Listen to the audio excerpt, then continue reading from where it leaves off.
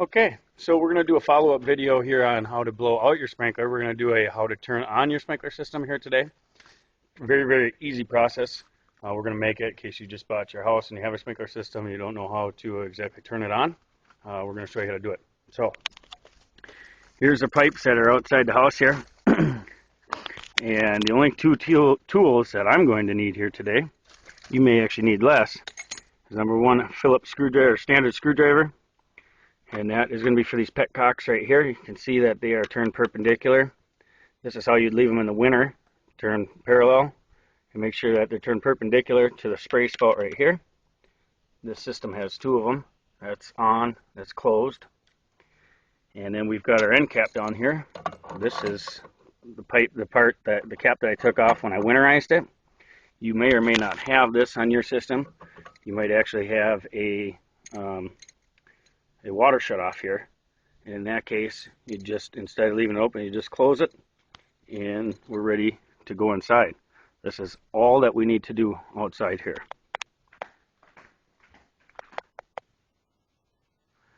Okay, so we're just going to double check that the control panel is off. We don't want to turn any zones on yet until after we get the power turned on to the system here. Okay, we're down by the water main here. So you get the meter right here, and this is my sprinkler line here. If you're having a hard time figuring out which one is your sprinkler line, your sprinkler line is usually a 1-inch pipe, 3/4 or 1 inch. Either way, it's bigger. You can see that that's bigger than the other one. It's usually the largest pipe that's going outside. Here's the on-off valve. When we charge this thing up, the only thing we're going to do is we're not going to turn it in full bore first. We're going to go nice and easy. We're going to see if it fills up.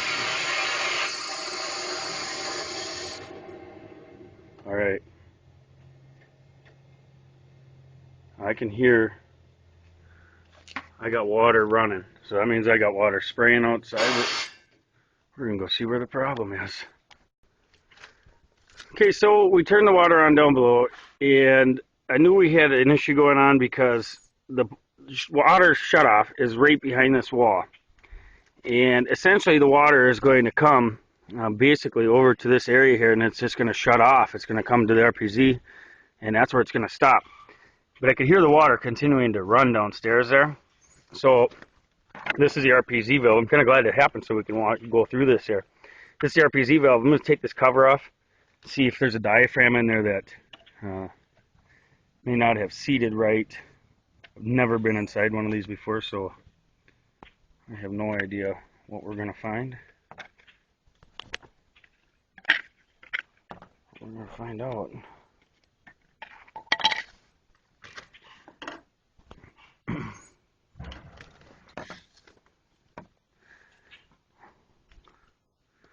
Alright, we're going to get back at this one because we're going to see what went on here, and then we'll... Okay, so and it's hard to see here, but this is a little spring valve that's right there. You can see there's a little spring, and this system, this RPZ, acts as an anti-siphon. So when your water shuts off, it doesn't suck out or continue to suck this way. So what my guess is what happened is that this little spring valve here, you'll see here, what I did is I just pushed on it.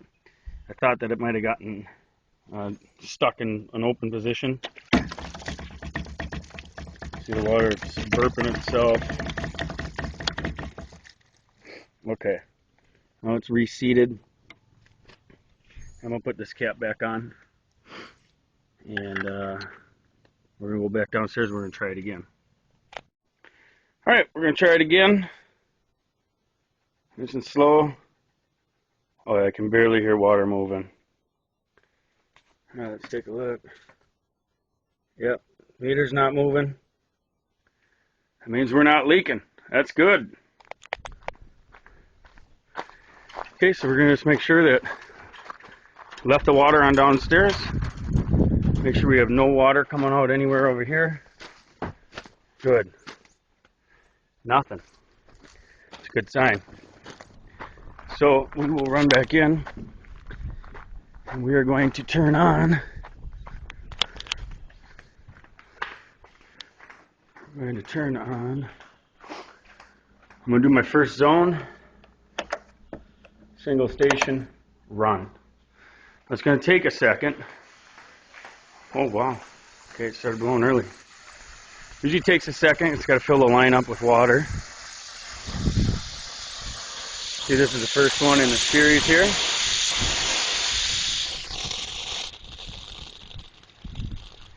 Is that on? Another one just took off over there.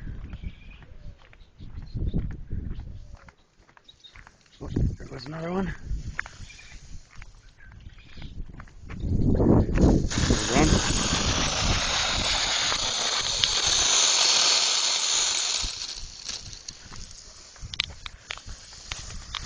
All right.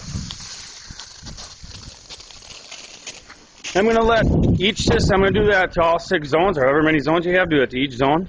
Let them run till they stop blowing air. And once you're done with that, that's the extent of it. Your system is charged. Let it run.